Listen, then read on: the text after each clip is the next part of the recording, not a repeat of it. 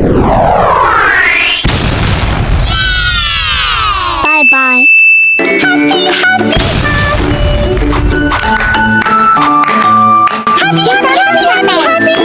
Selesai ya?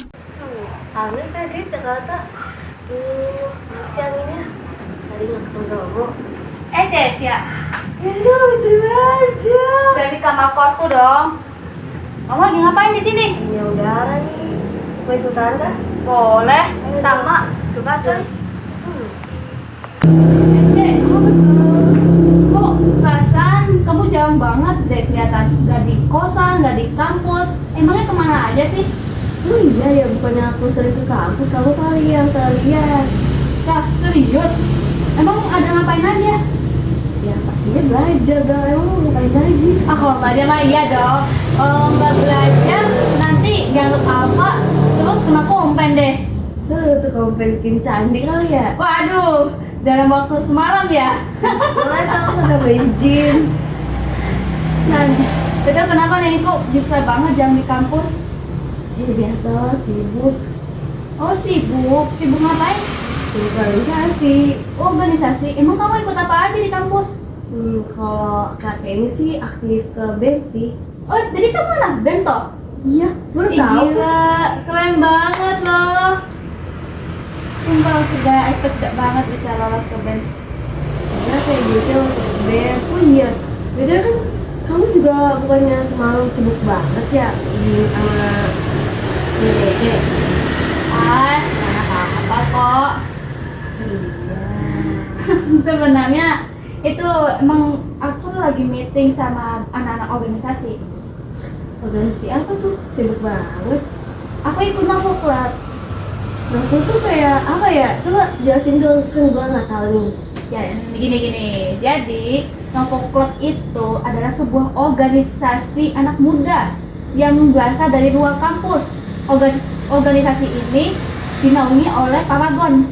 Nah, di Paragon inilah kita belajar seputar tentang apa itu tentang leadership, komunikasi, dan berbagai skill-skill yang berguna untuk dikerja.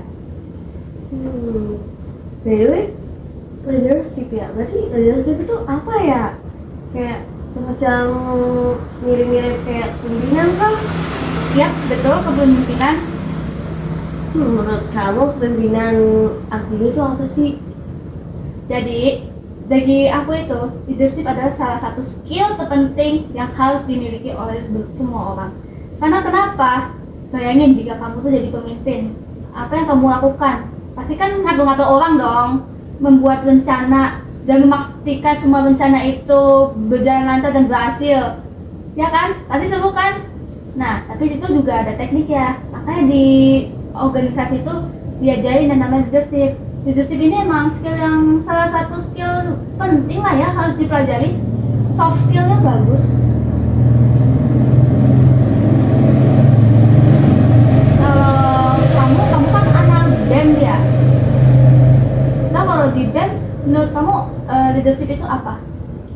Leadership ya sama kayak kamu, tempat dan skill salah satu yang paling utama buat masuk organisasi, nggak hanya BEM juga sih, karena di sebuah organisasi itu kalau nggak ada di luar pimpinan itu bakal terpengaruh atau di-steer oleh teman-teman di divisi maupun dari divisi luarnya gitu sih menurut aku. Oh, jadi kalau misalkan nggak ada bisa kacau ya itu anda ya.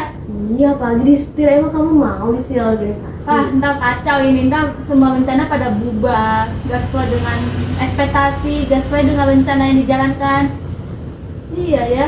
Sama juga nih. Oh iya, betul. Juga kamu juga pernah kasih tau kan komunikasi itu apa sih? Komunikasi. Jadi komunikasi adalah suatu cara kita untuk bersosialisasi dengan orang lain. Cara gimana kita berhubungan dengan orang lain. Berarti kalau secara anak sosiologi itu kayak interaksi sosial nggak sih? Betul. Berarti kalau nggak ada komunikasi sama kepemimpinan, berarti hancur ya organisasinya ya? Iya, karena seperti yang dibilang kan leadership itu kan buat teknik kepemimpinan. Sedangkan pemimpinan itu kan pasti kayak ngatur banyak orang kan. Nah, gimana caranya untuk bisa mengatur banyak orang? Nah, itu kamu harus punya teknik yang namanya komunikasi. Berarti ngaruh juga ya dua skill itu walaupun sangat kecil. Jadi kan kita sama-sama anak organisasi nih. Menurut kamu apa sih kendala atau masalah yang kamu hadapi atau kamu terima dari masuk organisasi tersebut? Oh, kendala ya. Saat ini emang kebetulan ada project gitu, makanya kan sering meet malam-malam ya. Kayak gak heran Mamam suka bisik. Jadi kendalanya itu pasti ya, kalau dari orang-orang kan kayak banyak yang nggak sependapat gitu. Gimana caranya agar orang-orang itu pada sependapat sama kita?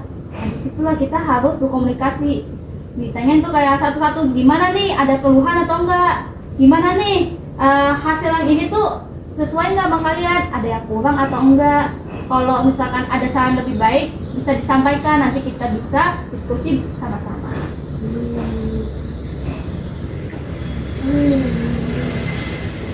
Nah, kalau kamu sering-sering rapat nih, gimana nih kalau rapat kamu lancar? Duh, ada yang enggak, ada yang lancar ya gitu loh namanya juga di organisasi. Iya ya. Nggak lancarnya kenapa tuh? Kalau nggak lancar mungkin dari miskom kan, karena kita juga belum beberapa di organisasi tuh kayak masih kurang dalam komunikasi gitu kan, sama pimpinan juga nih. Jadi nggak hanya aku doang nih yang salah, mungkin divisi yang lain atau ketuanya mungkin ada sedikit kurang kepimpinannya. Jadi itu dia jadi kayak ombak lagi kayak ombak.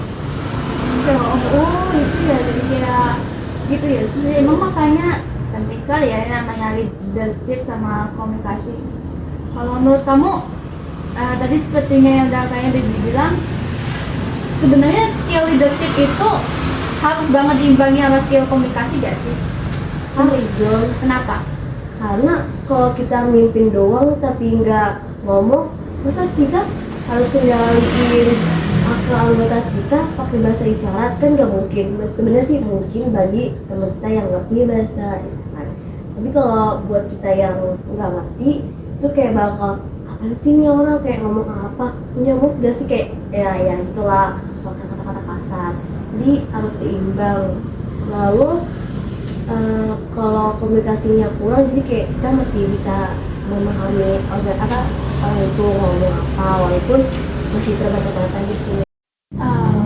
BTW nih, mungkin gak sih kalau misalkan kamu itu punya sebuah pengalaman menjadi ketua selama menjadi BEM PNJ, entah itu ketua event lah, jadi PR manager lah, atau segala macam gitu, ketua divisi lah. Ada nggak pengalaman dari kamu? Ada sih, waktu itu aku kepilih jadi ketua pelaksana acara lomba antar politeknik nih. Lomba politeknik. Iya betul. Nah, selama kamu jadi ketua, itu apa sih kendalanya? Pasti komunikasi yang sangat kurang, atau mungkin dari aku atau divisi lainnya menyampaikan ide atau saran itu kurang didengar. Ya, sedikit. Aduh, susah juga. Selama menjabat aku sebagai ketua juga pimpinannya juga kurang. Mungkin karena aku masih shock ya. Di stop lagi anggota aku tuh ada yang lebih tinggi angkatannya, tapi kayak masih minder. Ya, jadi masih saya. Tapi nggak apa-apa kok, itu tuh sebuah langkah awal yang bagus. Apalagi kan kita ini kan sama-sama maba dan kamu udah pernah jadi ketua ya. Itu soal tentang jam terbang aja lah. Tapi terus semangat ya, tidak ya jadi ketua. Harus semangat jadi ketua. Itu kamu di organisasi Novel jadi apa ya? Jadi intinya atau anggota? Kebetulan saat ini kan lagi ada project di mana kita tuh harus membuat sebuah taman literasi, dan kebetulan aku nih yang jadi ketuanya. Terus apa sih kendala seorang ketua? Karena pertama ini yang pasti aku harus berkomunikasi sama divisi-divisi lain, kayak seperti pendanaan lah, divisi apalah ya, intinya aku harus sering-sering berkomunikasi gitu sambil memastikan apakah divisi ini tuh kayak lancar gak sih, atau aman-aman aja atau kendala atau gimana. Makanya salah satu solusinya adalah kita harus mengadakan rapat. Walaupun kita ini organisasi luar kampus, atau pasti banyak gitu aku dapat orang-orang dari luar kampus aku, entah ada yang dari Jakpus lah, Depok lah, sampai Tangerang pun juga ada. Nah, untuk mengatasi masalah jarak, kita diadakan Zoom. Buat apa? Buat membicarakan tentang proyek pembuatan taman literasi. Pasti itu. Yang pertama sih ya, aku harus berkomunikasi ya sama divisi-divisi lain. Setiap apa divisi, pasti aku harus datang biar tahu gitu ya kan. Hanya. Tapi alhamdulillah aku punya cara pendekatan gimana caranya biar divisi ini tuh bisa saling kompak satu sama lain. Kita bisa ngadain pertemuan. Rencana aku mau ngadain pertemuan sih ya biar lebih bonding gitu. Supaya kalau ada masalah bisa bilang, gak langsung main tangannya sendiri. Takutnya kan terjadi miskomunikasi, jadinya ribut. Gitu. Permasalahan kedua sih ya karena mungkin karena anggotanya banyak, jadi ngaturnya lebih susah. Anak-anak kan pada males-malesan gitu ya kan, ikut meet, ikut apa diajak pada nggak mau. Ya gimana lagi ya, mungkin positive thinking aja, mereka punya kesibukan lain. Walaupun aku cuma bisa bilang ini tuh proyek kalian loh. Itu sih kendalanya, anggotanya pada males ikut rapat. Jadi nggak cuma dengan skill komunikasi sama kepemimpinan ya, ternyata juga buat manage waktu juga ini ya guys ya, Perlu banget. Kita ini kan sama-sama sibuk ya, dan sama-sama ikut organisasi. Terus kamu tuh jarang masuk kelas loh. Tapi yang aku herannya tuh, kamu ikut BEM, tapi tuh tugas kamu tuh selalu terkumpul tepat waktu gitu loh. Apa sih sebutnya? ini kayak MTK gak sih? Nggak MTK. Nggak, jangan MTK, please. Nilai aku udah dapet C, tolong. Aduh. Menurut aku sih kayak kita dahulukan biasalah sistem mepet. Sistem mepet. Kayak gitu. Itu ya, Tugas duluan, pokoknya deadline yang lebih dulu daripada tugas yang lain, baru kita dahulukan yang mepet dulu deadline-nya. Terus kita juga ngerjain tugas tuh jangan hanya jiplak dari Google atau dari temen tuh, biasa kan mager ya guys. Kalau aku sih aku sharing, terus aku catat dikit, terus kalau ada kata-kata yang menurut aku kurang didengar, aku ganti dengan bahasa yang pernah aku lakukan atau aku pakai. Itu juga bikin notes ya teman-teman di jadwalnya di HP, laptop, biar ada tuh sekaligus alarm. Itu berguna banget. Wah, gitu sih. hebat juga ya tips manajemen waktu sekaligus tips gimana cara mengerjakan tugas dengan baik dari si Cesia. Saya perlu manajemen waktu. Oh, mungkin aku juga sedikit sharing ya. Gimana sih manajemen waktu padahal tiap malam rapat mulu. Pasti bingung sekali pada bingung kayak apa kantong matanya kagak gede gitu ya kan, hitam. Bener sih, kepo banget seorang Zara Bianca. Nah, sama sih kayak kamu manajemen waktu. Ya walaupun rapatnya malam-malam, terus juga ngerjain tugas harus tepat waktu. Terus kita juga politeknik banyak banget kan tugas kelompok. Gak mungkin dong kita matil alias main tinggal. Mentang-mentang ikut organisasi, masa kita harus meninggalkan kewajiban kita sebagai mahasiswa, meninggalkan tugas. Itu bukan salah satu contoh implementasi ilmu organisasi yang baik. Dengan meninggalkan tugas, membiarkan menjadi beban kelompok gitu kan nggak mungkin. Jadi salah satunya ya benar kata kamu, aku juga mengimplementasikan skill leadership sama komunikasi aku pada teman-teman tim kelompok tugasku itu loh. Jadi kalau ada kekom ya aku atur nih kayak kapan nih kalian bisanya nih, cari dulu waktunya. Kalau udah bisa nentuin hari itu juga kita selesaikan secara serius. kayak pokoknya jangan buang-buang waktu lah. Pasti takutnya kita udah nonton jadwal bukan nugas malah gibah. Pasti kan gibah. Itu siapa, kerjaan siapa tuh Itu gimana? kan gibah ya, buang-buang waktu. Takutnya kasihan kan kalau ada yang lain punya kesibukan lain, mending waktunya dipakai buat nugas aja sih ya. Nah, terus yang kedua, dia waktu tutup stay itu aku memanfaatkan waktu-waktu luang untuk tidur. Ih, emang bawa anak politeknik tidurnya tepat kuat. Nah, kalau misalkan nggak ada dosen di kelas mah tidur aja tahu. Ya, Ini sangat mantap ya guys ya. memanfaatkan sedikit waktu kosong untuk tidur. Lumayan recharge energi terus. Tapi hati-hati takut muka kamu tuh di foto sama temen terus masuk ke IG. Aduh, terus selimut kayak bantal atau selimut ya teman-teman ke jaket. Nah, Oh iya betul. Betul banget ya. Apalagi pas weekend kalau nggak ada kegiatan mending dipakai buat tidur. ini kalau di rumah sih ada dong rapat-rapat offline gitu kan. Offline mungkin aku bakal ngadain offline karena seperti aku bilang kebanyakan dari luar kampusku nama juga organisasi eksternal kan, pasti kayaknya butuh offline sekaligus biar ada bondingannya lah ya antar divisi, biar lebih deket, terus biar chemistry-nya dapet. Pasti ada dong. Terus dari Mah tiap hari mah ada rapat offline. iya nih nggak bisa online, nggak seru. Padahal aku mau rebahan di rumah sambil ninggalin rapat gitu kan. Malah pura-pura join ternyata tidur. Ini nih contoh yang gak baik ya guys ya. Ayo nih gimana? Contoh gak baik ya guys ya. Mentang-mentang rapat online terus malah ditinggal tidur. Nah kalau nggak dapet inti materinya gimana? Takutnya kan ada miskom atau ketinggalan info. Kamu itu ya guys, padahal cuma skill sepele tapi ngaruhnya sebesar itu ya. Betul. Sebesar cinta kepadamu. Iya.